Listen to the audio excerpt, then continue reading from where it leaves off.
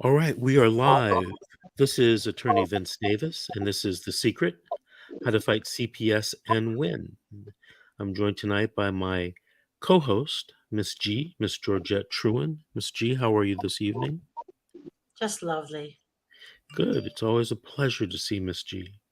And we have a very special guest tonight, Mr. James White. Mr. White, how are you this evening? I'm doing as good as possible, Vince. It's a pleasure to be on your show. Oh, it's my pleasure for you to have coming on and sharing your story. So, what state are you coming from? Iowa. Iowa. Okay. Is that the Buckeye State? Hawkeye State. Hawkeye State. Okay. Buckeye is Ohio. Right. Okay. Yes. So, what county do you live in Iowa? I live in a town called Bedford. It's on the southwest corner. If you look at the map of the U.S., we're right smack dab in the middle. We're right near the Missouri line. Okay. So, what's going on with CPS in Iowa? A lot of corruption. I hear that same story from all over the country. Yeah, it seems to be. And my case is a unique one and a painful one at that. Why don't you tell me what happened? I've been involved with DHS for the better part of almost 2 years now. And to give you a brief summary of how it led to be, I was with a woman for 20 years, mother of my children. And we went through a divorce, a rather ugly divorce. And during that time, I was trying to save the marriage, trying to salvage the relationship. I caught her within an affair, and I was still pretty set on saving the marriage and trying to get counseling and whatnot. And she became frustrated, and she found a way to start using restraining orders as a tool. And she would make up stories, first of all, and get a restraining order on me to where I couldn't come near the house. At this point, I'd moved out, and long story short, this evolved. She had these restraining orders, and at the same time, she was what they call breadcrumbing me, I guess you would say. She was leading me to believe that we could fix the marriage and make things work. At the same time, she was living a double life. She was going out and doing her thing, and I was basically put on the shelf for when she needed me. And she knew I was committed, and she started to use that against me. And at one point, it got to the point where each restraining order she had, there was a total of 4, 3 of which she dropped on her own will, and that usually came when I would finally buckle and abide by her law, I guess if you will. And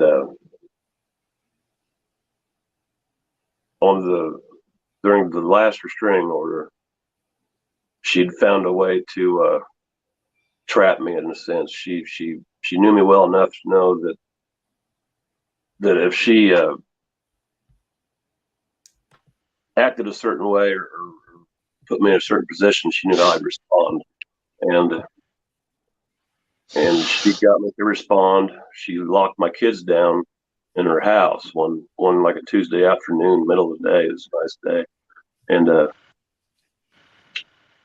course, I was curious as to why she was locking my kids away from me, wouldn't answer the door, tell me I couldn't come in. I could hear my kids inside.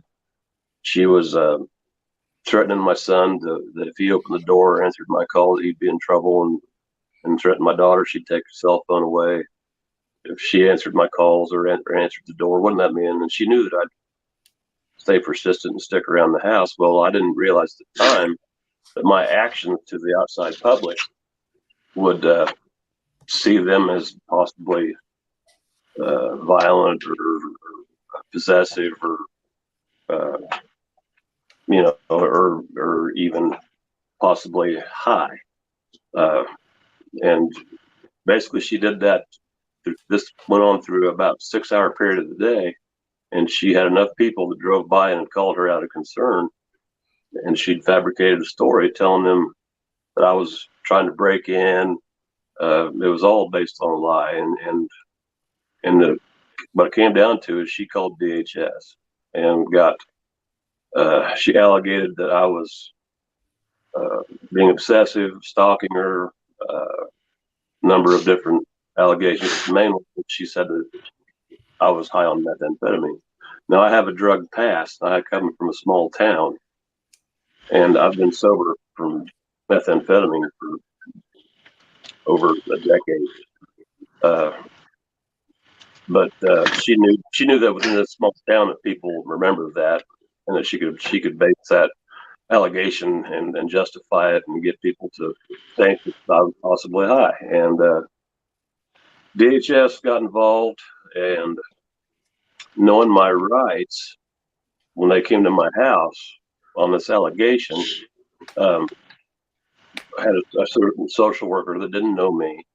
I didn't know her, and she came in and not really knowing DHS as I do now, but knowing my rights, she told me that I had to take a hair follicle test, and I at first rejected. I said no. I said this is an allegation. This is against my. This is not right. I don't have to do this unless there's a court order. Well, she had a court order, and the first court hearing we had, and this was just a random day. I didn't know what was coming, and I was actually driving myself to work on a Zoom meeting where you can't turn your mic on. You're not allowed to speak at all. And I just knew that DHS was involved in my life. I thought there'd be a continuance, something like that, but no, it actually turned out to where they just, because I said no to that test, they stripped my kids from me and put me on supervised visits. Not enough time. It was it was twice a week for 2 hours, and this was a huge shock to me, and it brought me down to a point where I reached for alcohol, in the long run, to help myself cope. I was already in therapy due to the divorce and what I was going through there and what my kids were going through and all the restraining orders and whatnot. So I'd already been through all that. And at this time, my ex and I were still talking. She was still coming around when she needed me, if that explains the story enough, and enough to keep me interested and involved. And even during the restraining orders, it was that way. And so having that realization that my kid just got took from me, I hit my knees, and I finally told them that yes, I'll take this hair follicle test. Well, at the time, my ex still had access to my house, and there's actually, due to up to the current events, which I'll explain after a bit, and I did the hair test, and it came back positive for methamphetamine, and I went into panic mode. I was confused. I had no clue as to what was going on. I knew I hadn't done meth, and so what I did basically, I became a detective, as most people do when they're in this situation. And I researched it on YouTube. That's actually how I found you on YouTube. And but anyway, I finally I realized my neighbors had security cameras, and we got to going through her security cameras, and she actually caught my ex pulling into my driveway when I was not home and entering my house through a window and exiting about 4 minutes later, and then her car leaving. And it was around this time, right before the hair follicle test, this had occurred. And I'd told my social worker at the time, I had a social worker that was a friend of the family. She's been really cool with me the entire time, been with me throughout the whole case.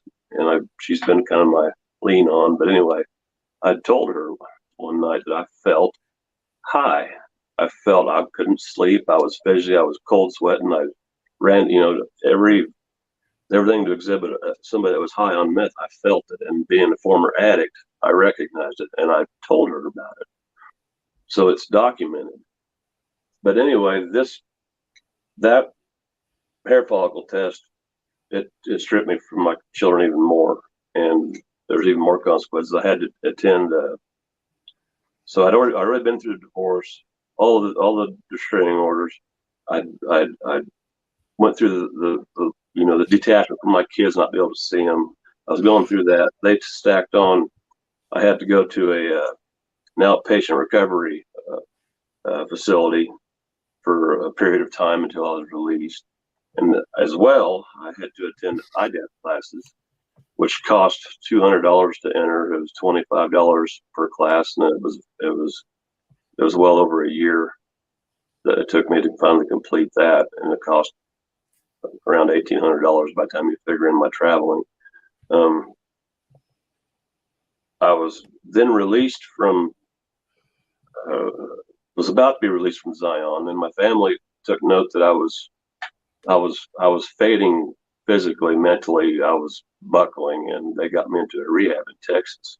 That's a very well pronounced rehab, well known. It's called the Meadows in Texas. Anybody that's struggling with addiction, I'd recommend go to that place because it works. But anyway, it was during this time my family got me into rehab, and I went to Texas for 30 days. And during this time, my ex-wife was writing me letters with a restraining order. I should have kept the letters, but my therapist at the time in Texas told me that don't even open them, then just to throw them away, and that's what I did. But anyway, I completed my 30 days, and I came back home to my son and my mother waiting for me at the airport, because during right before I went to rehab, my ex had lost custody of the children too, and they went to live with my sister, which was a blessing in disguise. My sister has a very, I guess you could say, the poster child, or the poster billboard of the perfect family. They're very religious, very very good people, good family, and my son and daughter went to live with them during my rehab, and that had a lot to do with my recovery, knowing that they were safe and out of the emotional harm of my ex. But anyway, got home from rehab. I had a whole new outlook on life. Was ready to start participating with DHS and just get through the hoops, get it done. I was sober, and what happened was she trapped me again, and she again set a scenario up to where she could get me to respond, and that was she'd invited me over to her house in the middle of the night and told me to tap on her window to wake her up to let me in. She had a camera on that window, and she used that as evidence that I was breaking the restraining order, which got me in more trouble. I actually had to do some jail time over that, which added to the pressure on me and the stress, but I still remained sober throughout it. So the relationship part, I have to give DHS credit on one token. They did get me over my ex.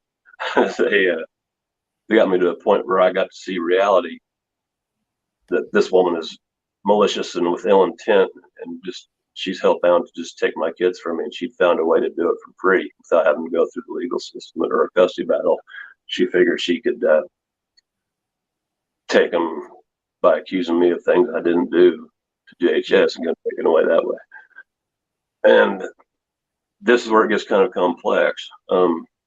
Throughout this period after this, I'll try to keep this short, and I'm gonna because my main point's at the end, which actually happened today.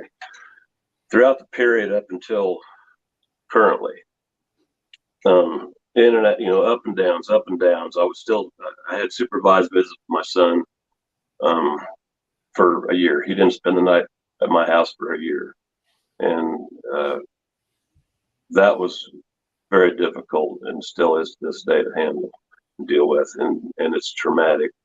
I was diagnosed with ADD and PTSD, actually CPTSD, chronic post-traumatic stress disorder, and medicated through my therapist, and got my IDAP classes completed, got my Zion completed, and then after they put a patch on me. This was the first time I'd encountered a patch, and this patch came back positive for methamphetamine as well. So I had a bad hair follicle test, which I didn't use. Then I get a patch that came back that supposedly comes back dirty. But during my time at Zion, I was given UAs, and every single UA was clean. After that patch, I went to a local medical clinic here in town, and I went and got my own UA. Started doing that and keeping record of it. And at the time, the social worker that I had, the caseworker that I had, she would tell me that's not admissible in court, and that you're wasting your time, and we go off of what our data shows, and there's nothing you can do about it. You're screwed. You know, they really. This woman had a lot of malicious intent, and a lot like my ex-wife. It just seemed like they were setting me up to fail. They keep you so busy with having to attend these classes, you know, and then pay for them on your own, and then you're going through the lawsuit, not being able to your kids, and you're it's constant chaos. It's almost as if, you know, if you're a former drug addict and trying to stay sober off of alcohol, it's almost like it felt to me like it was intentional. So I started to really I was scared of these drug tests when they'd come randomly, and I would contest, I would contest them, or uh, I was asking for help basically from the DHS system. Can you please help me figure out? Can you do some investigating to help me figure out why these are coming back positive? Am I coming into contact with it somewhere? Is it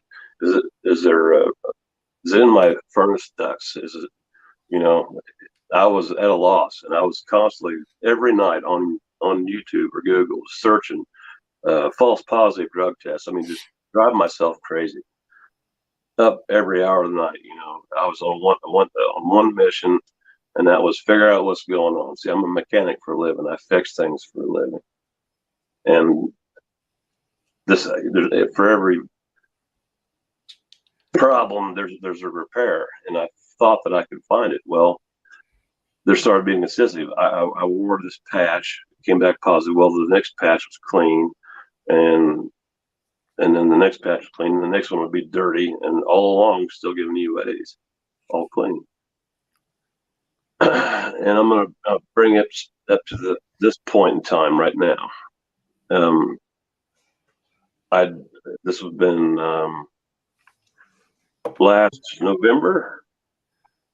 I'd stopped taking my medication. The medication I'm on is actually an amphetamine. And my argument with DHS throughout all this going on was that my medication is what causes these hits for positive methamphetamine hits. And they of course told me the story you always get when you try to ask them questions, that our drug lab can tell the difference, and no, they don't lie. You're lying, Mr. White. You know, and that was very frustrating. But either way, in my heart, I knew that's what was causing it. So I quit taking my medication, which helps me. I mean, it helps me. It's prescribed me. You know, it helps me focus. It helps me get driven every morning. You know, especially when I'm depressed. You know, it helps me get moving. And I stopped taking it, and I get another drug patch. I pass it. Okay. I still refrain from taking the medication, knowing that there would be another test soon. Sure enough, a month later, I get a hair test. It comes back negative. So at this point, they give me back my son on the weekends. I went from supervised visits, 2 hours twice a week, to no supervision, 3 3-day weekends, all night long, him and me, and life changed. For my son, he came out of his shell. He gets into his shell, as I call it, and he'll hang his head, and he's been through a lot. I mean, he's been through hell and back. The journey to hell's bad enough, but he's had to experience that 10 times, and he's still remaining strong. And I'm going to try not to get emotional. Hey, James, have you watched our show with Attorney O'Corey? I have It's actually I'm going to send you a link to it, or okay. I'll have the producer send you a link to that show. I think you should hear what he has to say, Okay. because the drug testing that they conduct or they do is not accurate. Yes, It's I've really got not proof of accurate. that. I have proof of that I'm about to share with you. Yeah, please Um, do. what happened was we had our court date, and after the court date, my caseworker came to me and told me that she was giving me back my son. And I got emotional. I even gave my caseworker a hug and said thank you. I mean, and she was happy too, it seemed. And I got my boy back. And when I had my son, I'm not one of the dads that gives his kid a cell phone or an iPad to keep him busy. Me and him, we're laughing, we're playing, we're outside. We arrowhead hunt. He can weld. I mean, we built a zip line in our backyard. We've custom. We built a go-kart custom tethered to him. And he had a hand in every bit of it, and we got used to that. He finally got routine, and it was working. And actually, there's actually still a restraining order on me, as silly as it is, with my ex-wife. But anyway, we'd had it planned where I would meet her halfway and intercept my son, and vice versa. And he got in routine, and he was happy. Thought we were on the downhill slide of this. And at this point, during that last court hearing, I was told by both my caseworker, the social worker, and the judge that this period was the DHS involvement was for us to get used to the new sharing schedule, to adapt to that, and they were just going to oversee this. There was no talk of any drug tests of any kind. Again, I had no concerns knowing I'm not using, and didn't really anticipate another test. Now, I don't have a steady job. I help my father trim trees. We have a tree trimming business. I'm a mechanic. I travel from shop to shop as needed. I help friends out. I do whatever I can to make money. And I got a phone call one day, or not phone call. I'm sorry, I correct that. It was a text message. This is how it happened. A text message from my caseworker, which I'm not attached to my phone like everybody else is. Unfortunately, I'm not one of the guys that has his phone all the time. And I would get a text message. I got a text message too late, of course, and it was like 10:30 in the morning, saying I had to be at a specific area to give them a hair or a drug test, whatever it may have been. And by the time I got the text, it was too late. And this happened a couple of times, and it was all coincidental. Of course, in DHS's eyes, they see it as you're intentionally avoiding it, and I understand their suspicion, because if I were in their job, I would suspicion it as well. But I would send them pictures as to where I was at or why I couldn't be there. Try to prove the best I could that why. I was very transparent with them. But anyway, I finally came down to it. She said I had to give one last hair test, and the case would be over with. And I finally said, okay, I'll do it. I can't make it to this local area where we go to test. And so I said, where's the next available place I could go by 7 o'clock that night? And it was in Council Bluffs, Iowa. And that's a good 2-hour drive from where I live. So I said, yeah, I will go do this for you. I'll drive to Council Bluffs on my own time, my own fuel, take off work and go do this for you. And I did. And one point to be noted was, and I might have to backtrack way back briefly for a second to make this make sense. But when I went to this DHS lab, I walked in there. It's in the middle. It's in the backside of town. You walk in there, it's dirty. It stinks. Nobody in there was happy. There was no organization. This lady had folders stacked on her desk. She did not wear rubber gloves when she took my hair sample. None of that really concerned me because I've done enough research to know that they wash the hair thoroughly before they even look at it. So, and I'd also voiced that to my caseworker that this place was dirty, and I was out there in 5 minutes. So, she assured me everything would be okay. So there's a period of 5 days you got to wait before you get results. And during this time, I have my son. We actually have his birthday party for him, and the whole family together. Things are going good. I had no doubt in my mind I would come back with a negative, and this would be over. Well, I get a call 5 days later, and it's from my caseworker, and I was actually anxious to answer that call, looking forward to it, and the news shocked me. I hit the floor. I hit my knees, literally hit my knees, begging her to, take into consider this can't be true. And she basically hung up on me. She said, "I'm not going to go back and forth with you on this. The test shows you're dirty. You're dirty." So after I collected myself a couple hours later, I'd called my daughter and confided in her, and got settled down. I contacted my GAL, or not my GAL, my DHS appointed lawyer, who's been very helpful throughout this process. No, they're not. You're a number on a page to a DHS appointed lawyer. I've come to find out the hard way. But anyway, I call her, and of course you can't call and talk directly to them. You have to schedule an appointment. So there's a 24-hour waiting period. You get a call back from your lawyer, and then you can talk to her. So then that's what happened. I had to wait a day. And I told her that I'm going to go to this lab in Nebraska, and I'm going to get another hair test done at a different facility. Do you recommend I do that? Is this going to hold up in court? Am I wasting my time? She said, "No, absolutely do it, Mr. White." And that's what I did. I drove the distance, took another day off work. I paid for it out of pocket. I walk into this place. It is immaculate.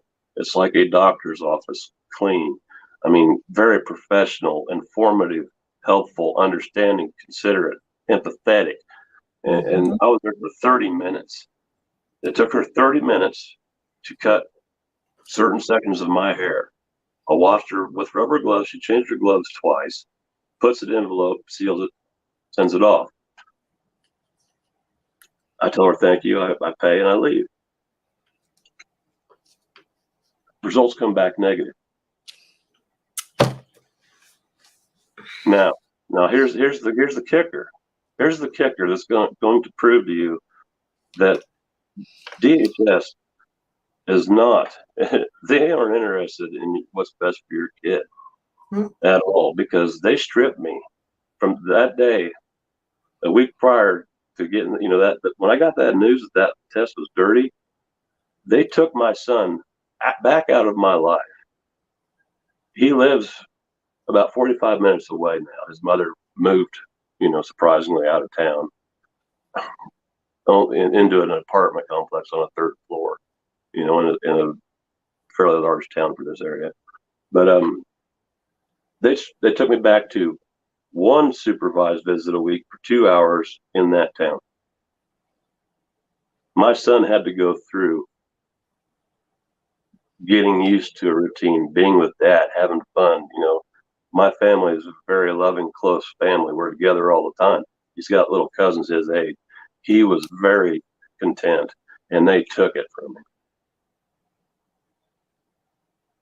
Now, what I come to find out later is when I sent those results to my caseworker, surprise, surprise, that facility that I went to uses the exact same lab that DHS uses. In other What? words, my hair went to the same place. And we got a positive result on DHS's end and a negative on this other facility's end with the same lab. Wow. In a period of, there was a 5-day waiting period, of course, with my second test. So, period of 10 days. Now, I've done enough research to know that if methamphetamine is in fact in your hair, it's inside your hair follicle. Mm-hmm. Now you can get online, and I wasn't even aware of the hair products, but my social worker told me there was ways to cover it up. So I actually, I looked into it. But unless you've got $300 to spend on some gimmick shampoo that claims to work, and they say you've got a 30% chance, there's no way to get rid of it aside of shaving your hair off or bleaching your hair to a point that it burns your scalp, and it's pretty noticeable. It's a red flag that, hey, this guy tried to cover it up. As you can see, my hair is not bleached. So I presented that to my caseworker in hopes that she would say, okay, well, we'll give you back your son temporarily while we go through. No, I actually, as recent as today, she had called me yesterday and wanted me to come to the DHS facility, which is about another 40 minutes away in a different town, which I thought was odd. And she said that her and one of her fellow employees wanted to go over some details with me and some information, Mm-hmm. which I had my cell phone in my pocket, and the camera was on for an hour and 25 minutes. I walked in there in hopes that they were gonna give me back my boy for at least a little more time, or at least let him come to my house. Mm-hmm. And that wasn't the case. They had somebody there to re-examine the case, re-examine me, somebody I've never met. Mm.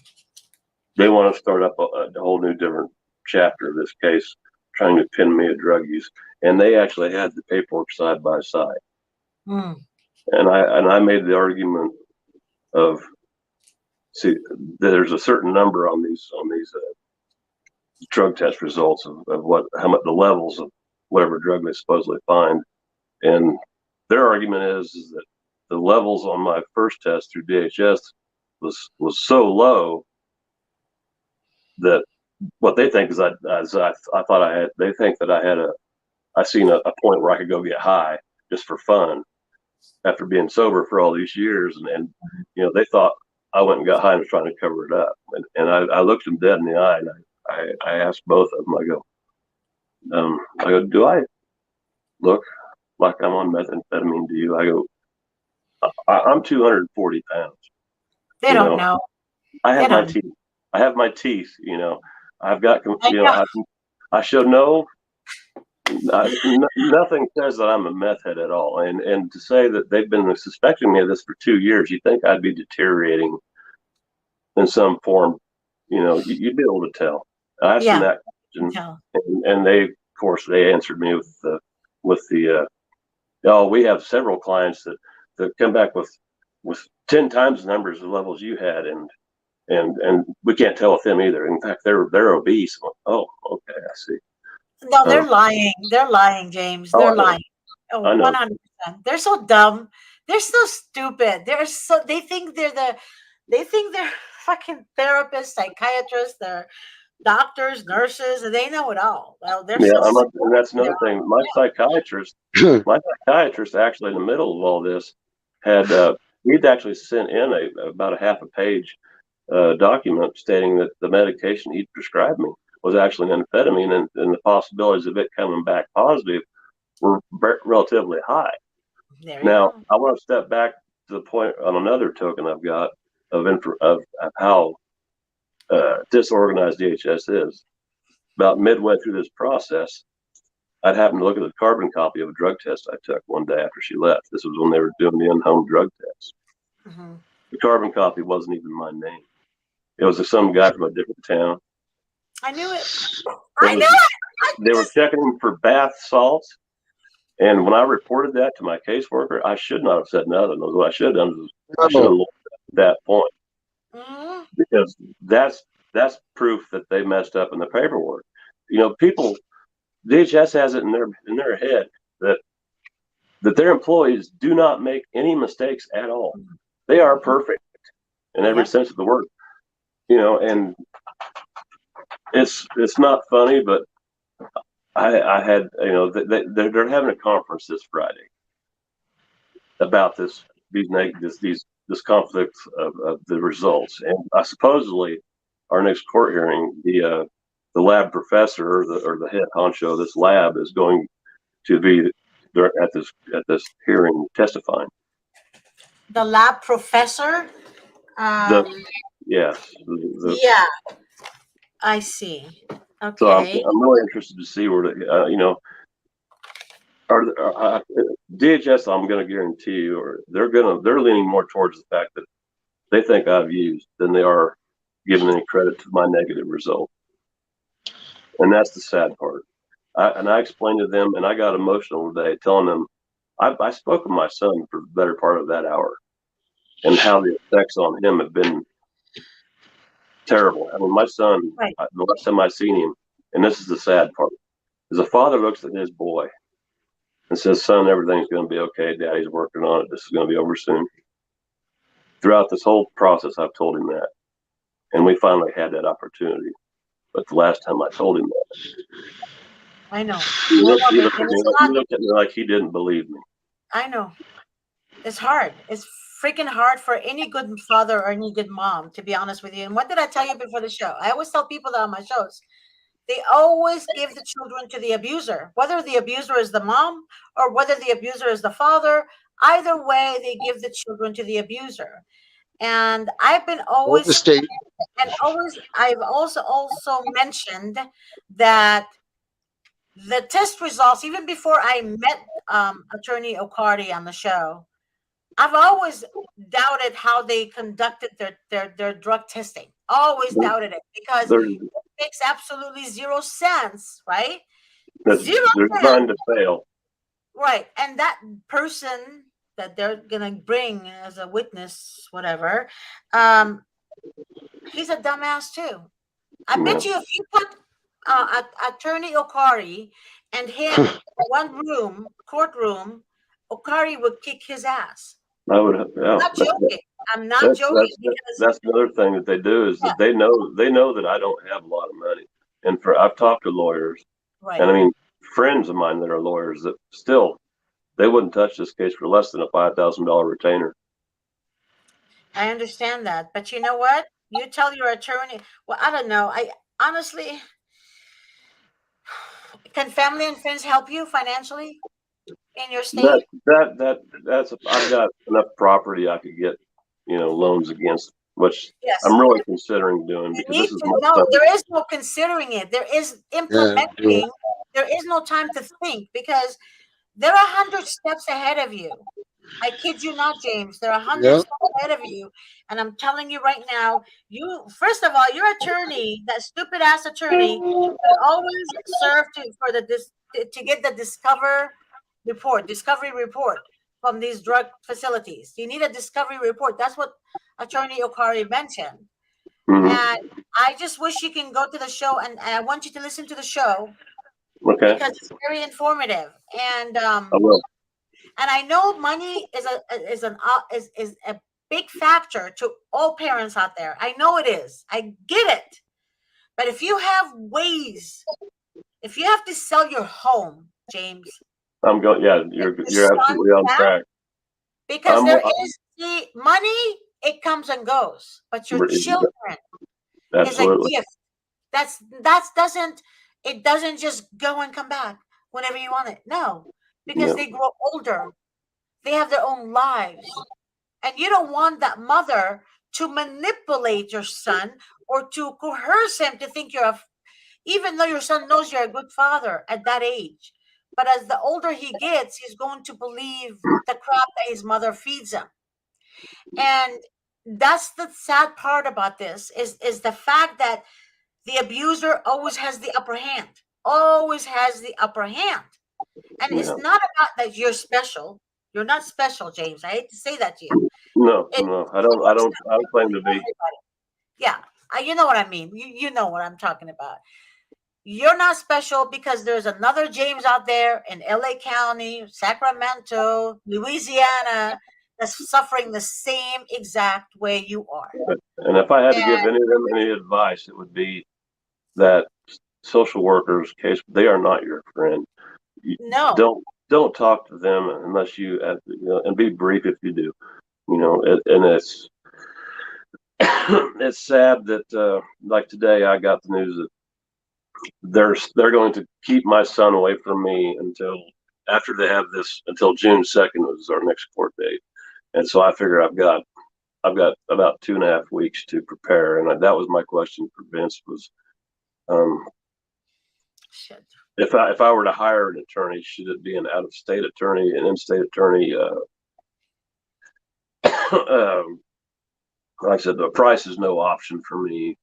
Like as she was saying, I have ways of getting the money, and I'm at that point today where I have to make that decision, and I don't really know exactly how to go about it. You need a juvenile dependency attorney. Juvenile dependence attorney. Mr. Davis can always help you. If you hire him to go to your state, the only thing is he would need a pro hoc vici approved by the judge, and that takes about 3 to 4 weeks to get Okay. approved. And maybe Attorney Davis has a quicker way, maybe expediting it. I'm not sure how it works, but I would gladly pay Mr. Davis to represent my case. that's what I'm saying. That's who you need. You need a shark. You need a snake to represent you in court. Just like I need a he's shark. more I need the somebody cobra. I need somebody with balls and Yeah. red Well, blooded he American. has big balls, You know, that's for sure. somebody Yeah. with I need a red blooded American, and I believe you Oh, are he one. has big balls, believe me, James. That man has I big don't huevos. doubt that. No, I mean, I'm telling you right now, he is a shark. He is a cobra. I mean, I swear on the Holy Bible, as God is my witness, you need a cobra to deal with the little snakes over there because they're I've been little watching Dave for most of this case, and and I never dreamed I'd be on the program. But no, he's helped me through a lot and helped me to understand a lot and the information he provides, and God bless him. Oh yes, many times. God bless him. But yeah, you're hired. Boss, but he's a great attorney. He's hired as far as I'm concerned. I just need the information to get a hold of him. That's it. Yeah. You're muted, Davis. Hey, James, on the screen, bottom right-hand corner, there's a telephone number. 888-888-6582. Do you see that? Yes, I do.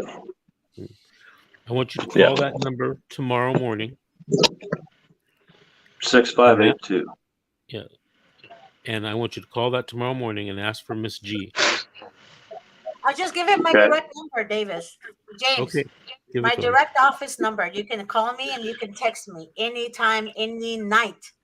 It's 626. God bless you. 626. 631. 631. 8901.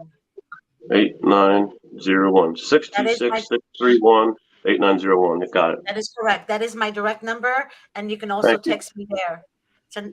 I answer text messages 24/7. You pretty much, 1:30 in the morning. I know you'll text me one day, and I'll be like, "Hey, Jake," you'll be shocked. You'll be like, "What, Miss G? What?" Don't be surprised. I know. I'm not surprised. Hey, James, let me ask Darren if he had any questions or comments about your situation. Mr. Y? You know, the only comments that I have here, and I'm not going to say anything rude to you, is, man, you tell your caseworker, and you depend on you. You have too much faith in your caseworker. You need to follow in Miss G's words of watch the ears, man, because the more you tell those caseworkers, the more they will use against you. Like at the beginning, you were talking about, oh, well, then I fell into alcohol. Do not tell them these things, because these are all things that they use against you down the line, and you don't realize. You think that they're your savior and they're trying to help you, but all they're doing is adding it up and adding it up and adding it up to put you into the situation you are now. Now, had you not said to the caseworker you had relapse, you shouldn't even tell them that you were an addict. You know what I mean? Like, go all of these things. Just keep your mouth, because it makes it harder for Mr. Davis to defend you when he says, hey, my client's not a drug addict. But then they look back in the paper and said, well, right here, he said that he had an addiction, and then he said that he drank right here. And you're like, whoa. So just be wary of what you say, my man. That caseworker is not your friend. I know that none of us, we all talk about this as much as possible. You know, that's their job. They've shanghaied my wife so freaking bad. It was disgusting. Made her almost feel like she was the best friend in the world, you know, like college buddies and everything. And at the end, slit her throat and send her to the wolves. So, and that's facts, man. That is straight up facts that they did that. And not only did my wife's heart get broken by the TPR, but the fact that the person that she thought was her friend now created that false friendship with her, sits there and says these horrible things. So be very cautious. If you know, you get Mr. Davis, you don't have to say a thing again. You know, so but just be cautious, my man, and good luck to you. But that's out of your whole thing. It sucks. Like you said, watch the show. As soon as you said ADHD, a couple of the people that were here that watched me do the show, they're like, the medicines, guarantee you, the medicines he's on, you know, like that's all given. But when you add your comments and your previous past that they don't have any need to know about, they'll put these things together and then they'll put them, you know, and involved in that. So please, I know you think that person is friendly, but just be very wary. And once Mr. Davis, your attorney, just turn it off. Hey, James, I want to thank you for being on tonight. I do appreciate you coming on, sharing your story. And I look forward to talking with you Absolutely. tomorrow sometime. So Miss G will set it up for us. Okay, James? Okay, Just thanks so much. Text me right now, James. Hey, James, I want you to keep watching because I'm going to tell you something, two things that before we sign off tonight, okay? Okay, sir. All right. So I wanted to tell you guys something that happened to me today. And I don't know if I've ever told either of you this. Sometimes people call me and they don't have a CPS case starting. Mm-hmm. They're in the beginning of the investigative stage. And one of the key things to do during the investigative stage is for the social worker to come out and visit you at your home Mm-hmm. and start forming that personal relationship with you, as Darren just descriptively said to us. You know, they'll form a relationship with you and they will make you think that they are your best friend. Okay? So, lady calls me and says, hey, they're coming out to investigate me, blah, blah, blah, blah, blah, blah, blah. Now, she's about 2 hours away from me. Okay? And she says, I'd like you to be here to, meet with them. And I said, first of all, I didn't have the time to do it today. And, she didn't have or couldn't afford the money to have me drive out there for 2 hours, one way, and then 2 hours back. Mm-hmm. So she said, well, would you be on the phone with me when they come? And I said yes. And right at the appointed time, she calls me. And I, of course, missed the call. And then she calls me right back. She's kind of frantic now. Anyway, she calls me. And not one, but two social workers show up. She's there at home by herself, the worker and the supervisor. And immediately I say, look, we agreed for one of you to be there, not two. So, politely, one of you has to leave. and I'm very polite about it. I'm talking on the speakerphone. So the supervisor says, "Okay, I'll leave, but I'll call you, social worker, on the phone, just like Davis is participating by phone." I said, "That's no problem." So the mother and the social worker sit down, and the social worker starts.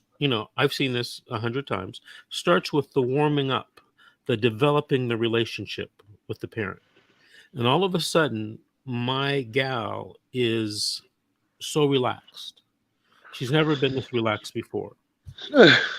And the social worker then asks the question, have you ever had any mental health problems in your life? Yep.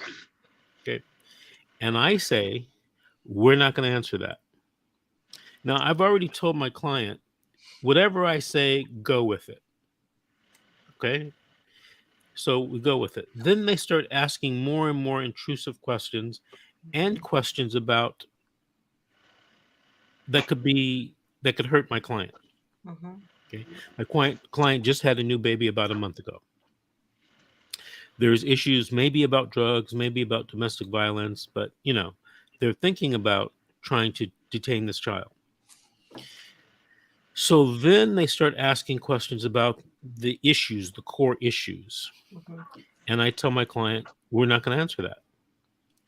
The supervisor who's on the phone starts yelling on the phone saying, well, this is why we came out.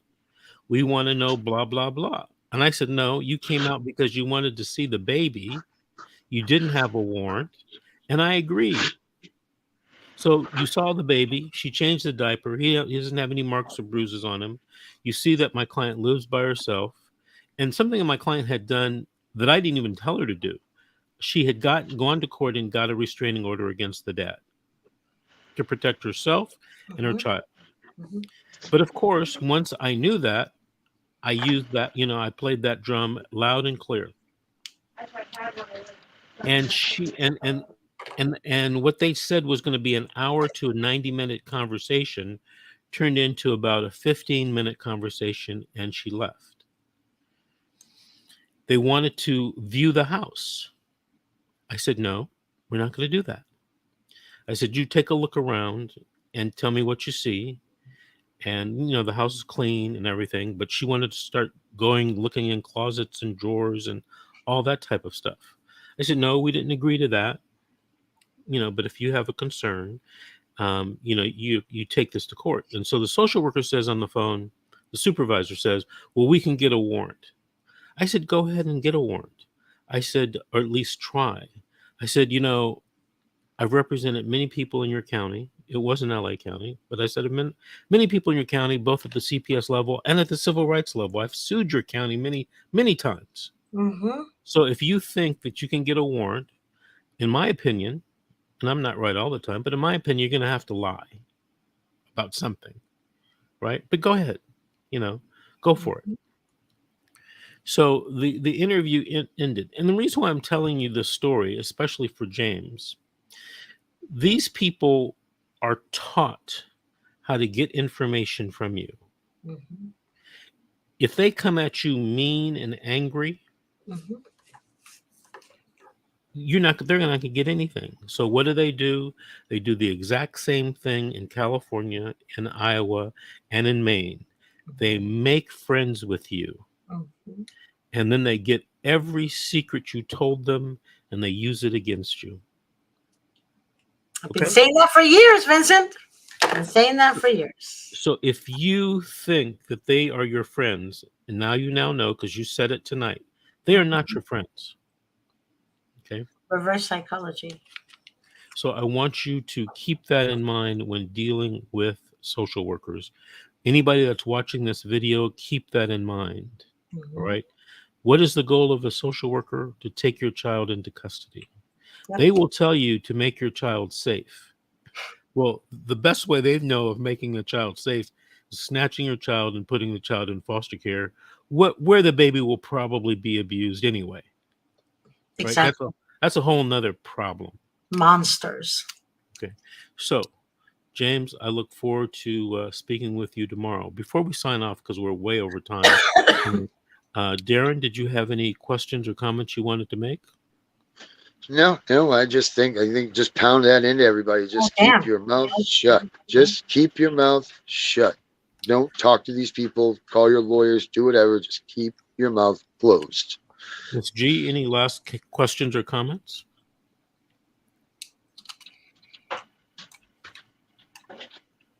Did we lose Ms. She's G? in La La Land. She must be texting someone. Darren, that's enough. Shut up, Darren.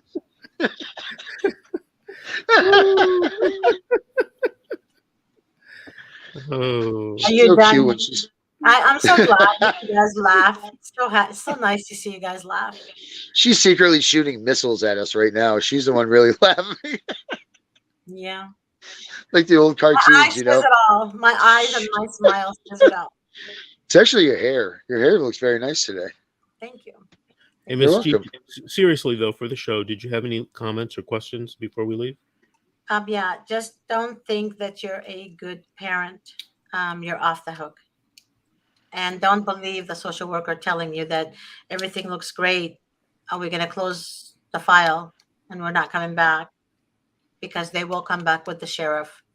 And I guarantee you they're going to lie and get a court order to remove your children. All right, folks. Well, thank you All for right. watching this evening. Thank you, Mr. Guay, and thank you, Ms. Yes, sir. Truman. We'll see you guys tomorrow night again at 7 p.m. All right. Pacific with another episode. Good night, all. Good night.